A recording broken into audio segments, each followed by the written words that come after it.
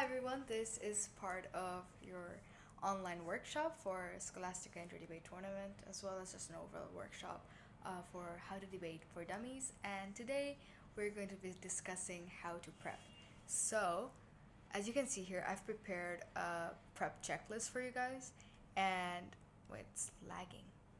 Oops. Okay. Oh my god, it's lagging. Alright. Okay, it works again.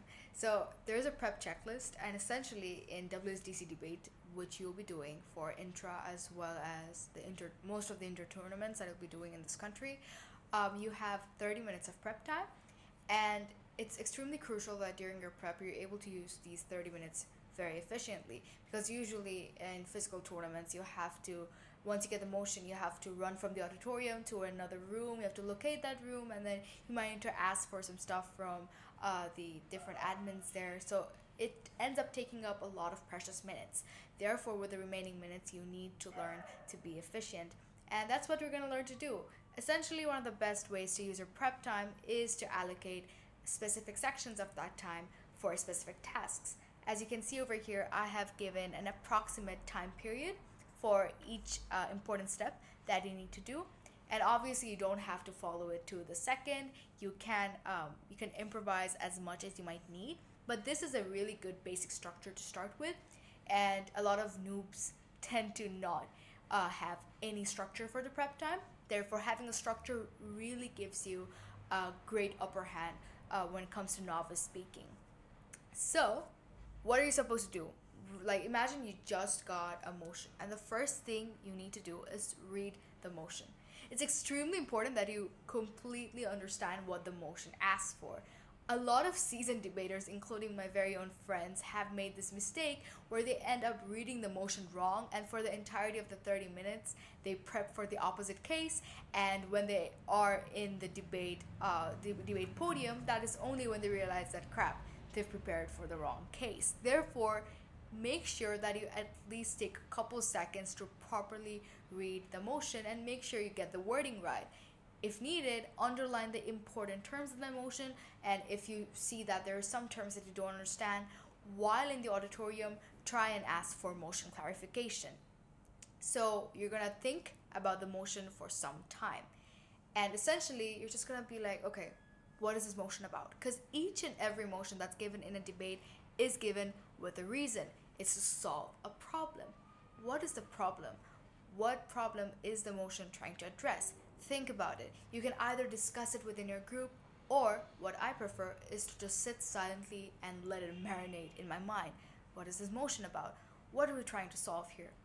That's it. Think about it for approximately 2 to 3 minutes. Once you're done thinking about it, you then move on to brainstorming. Now you can start talking if you haven't already. Discuss with your teammates. What are the burdens?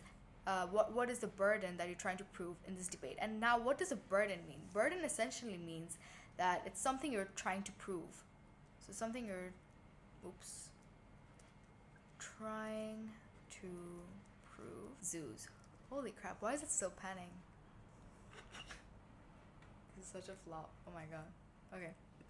This house would ban zoos. A very rudimentary motion, but it's quite understated. Over here we have an info slide at the beginning. A zoo is a facility that provides a controlled environment for the exhibition and care of various animals. Zoos typically have enclosures designed to mimic natural habitats, aiming to meet the animals' basic needs and provide enrichment. They may also engage in conservation efforts, research, and educational programs to promote awareness about wildlife and ecosystems. This house would ban zoos. So it means that as Gov, you need to debate why banning zoos is efficient, why it will help the main stakeholders here, which in this case are the animals. So I used a couple of jargons there, and I'm going to be breaking them down a bit by bit as we move on forward with our prep. So, setting a burden. What exactly are you trying to prove in your side of the house? What are we trying to solve?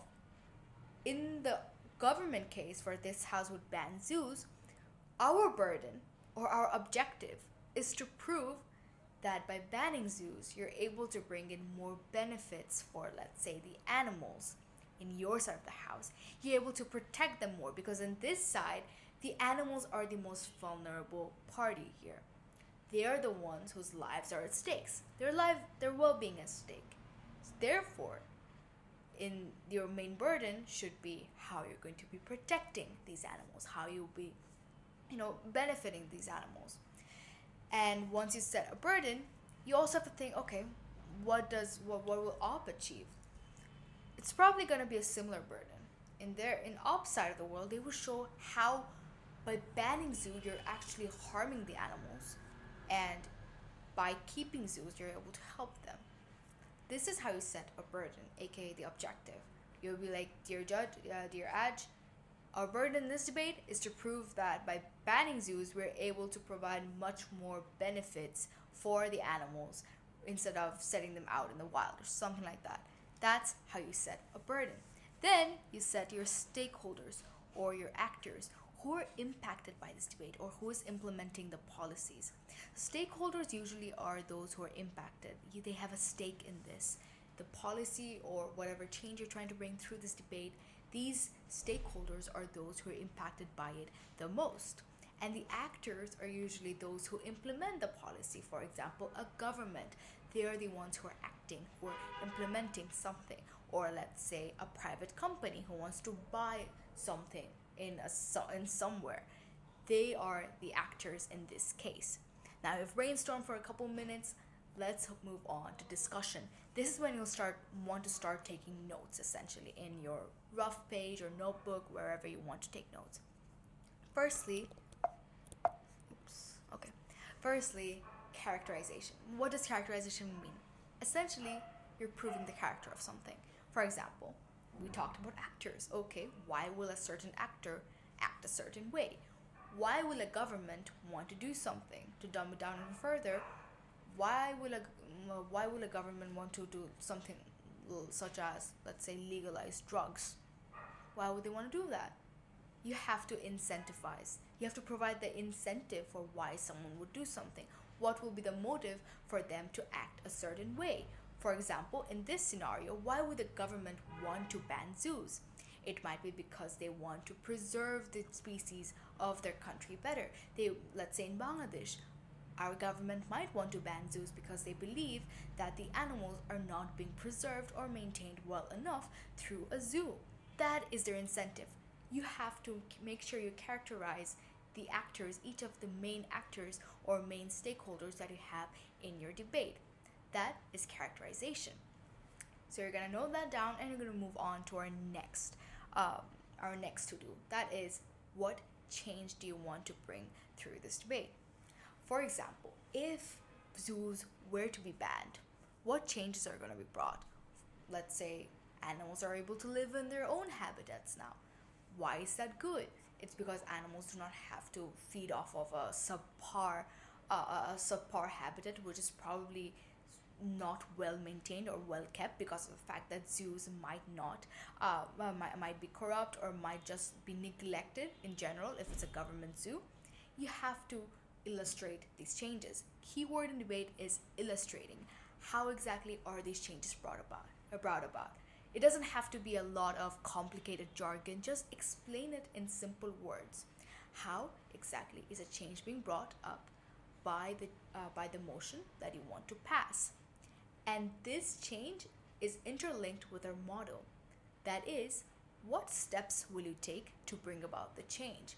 For example, when you're banning zoos, what steps are you going to take to, let's say, help the animals get rehabilitated to their natural environment? You cannot just set them free and let them rampage around the city. No, you have to take certain steps to make sure that you're allocating them to the right habitats. You're taking them there. You are able to introduce them in a more gentle way that does not, shock them or something.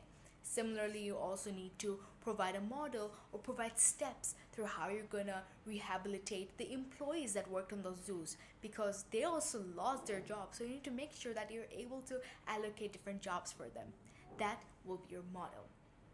Then you're going to move on to any trade-offs. Trade-offs are what they seem to be, something you're trading off. For example, in a certain motion, you might be trading off something somewhat positive But in return of letting go or giving up this somewhat positive change, you're actually able to gain something much greater. You're able to get a greater impact. It's sort of like an opportunity cost. You're letting go of something to get something even more worth it. So think about it in your debate. Do you have any trade-off? If you do, address it. Tell the judges that, okay, yes, we are giving up XYZ, but in return we're getting ABC, and the impact of ABC is much greater and is able to bring much more benefits for our stakeholders or our vulnerable groups or our actors. Therefore, in our side of the world, we're able to benefit them more. As a result, our debate stands. Something like that. This is how you tackle trade-offs. Then you're going to be preempting the debate or preempting your opposition. What does preempting mean? It essentially means you're going to predict what the opposition might say.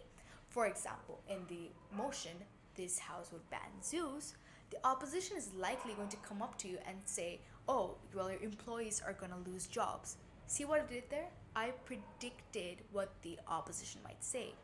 That is called preempting. And when you debate, it's extremely crucial that you just do not think about what you're going to say from your side, but also what opposition is going to say from the opposition side.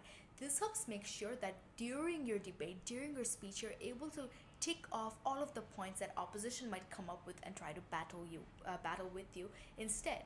As a result, more brownie points to you. You're able to strengthen your case more by not just justifying your own actions, but also by showing that you're able to address the problems that side opposition might even fail to address. This helps to make your case much more stronger.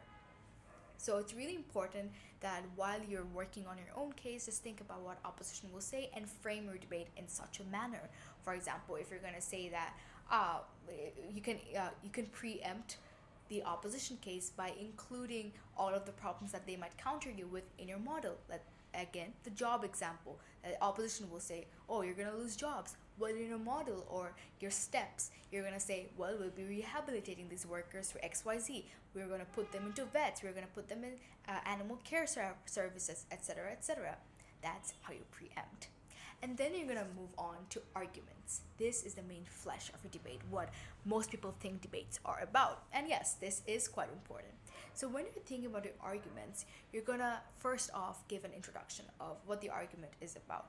For example, in this, one of the arguments might be better rehabilitation of zoos through means of animals through means other than zoos. And what does this mean? We're able to provide better services for animals in other facilities rather than just zoos. For example, different habitation centers that are much better than zoos because A, they don't have the burden of visitors coming around and poking you, or B, they don't have the subpar standards or even the lack of knowledge or information that zookeepers might have. Why is it important? So that was my analysis, somewhat of an analysis. And why is it important? It's because you're able to protect these animals better. You're able to have them less exposed to unwanted exposure or attention, and you're able to give them the care that they need, the care that they deserve, and you're able to exploit them much less. As a result, you are able to, again, I'm linking back to my burden, which is the point 2, linking to burden. You're able to protect the animals better. You're able to protect the stakeholders better. You're going to repeat this with argument 2 and make sure that you're engaging with your team members and you're making sure that everyone is on the same page. A lot of the times what happens is that two people end up being on different directions, and during the speech the judges become confused because while you might have the same argument, you might not be tackling it in the same direction or in the same retrospective. As a result, this can kind of make your case a little messy. Therefore, make sure you check in with your partners or your debate partners and just make sure that you are in the right page. So for arguments, a premise, kind of an introduction, and an analysis of how exactly it is laid out. Why is it important? For example, why should the judges care? Let's say it helps protect a vulnerable group of people. And then link back to your burden. Link back to your objective, how it helps protect your objective. Once you have laid out your arguments, you're now going to go on to comparatives in general. Comparatives are extremely important in debate, and this might just be what helps you win or lose a round. In debates, it's extremely crucial to not just say why XYZ is good and ABC is bad. It's important to show why XYZ is better than ABC. Why is it that banning zoos is much better than the alternative, that is having zoos itself? This is how your debate should be drafted. Instead of saying zoos are bad for XYZ reasons, they exploit animals, they're not able to take care of animals better, you should say why is it better to have zoos completely banned instead of having zoos in and on itself. Why is it better? Well, through banning zoos, you're able to open up more opportunities for different types of habitation centers or rehabilitation centers for these animals. You're able to provide more resources for these animals to be taken care of in a more specialized way. As such, you're showing that it's better than the alternative of zoos, which might just be a really subpar system where the animals are somewhat fed, they're being propped on by visitors, and they're being taken care of, even though it's a dystopian, it's a pretty dystopian case right now. You're being taken care of apathetic zookeepers, such and so forth. Therefore, make sure you're always comparing with your opposition's case. That in their side of the world, they're doing XYZ. This XYZ is worse than our side of the world, where we're doing ABC. And this ABC has much greater benefits for, again, our stakeholders. So comparison, extremely important. Each and every speaker of your debate must be doing this. And then finally, you need to check in with your teammates again. Check in whether your arguments have been fleshed out enough. Are they elaborate enough? Are they analyzed? Are they well analyzed enough? Do they have enough examples which illustrates them and brings the point across the table? Make sure you check for that. Are there any loopholes? For example, the loopholes about what are you gonna do about the employees who get fired when the zoos are banned? Those are the loopholes. Make sure you're able to address them quite well.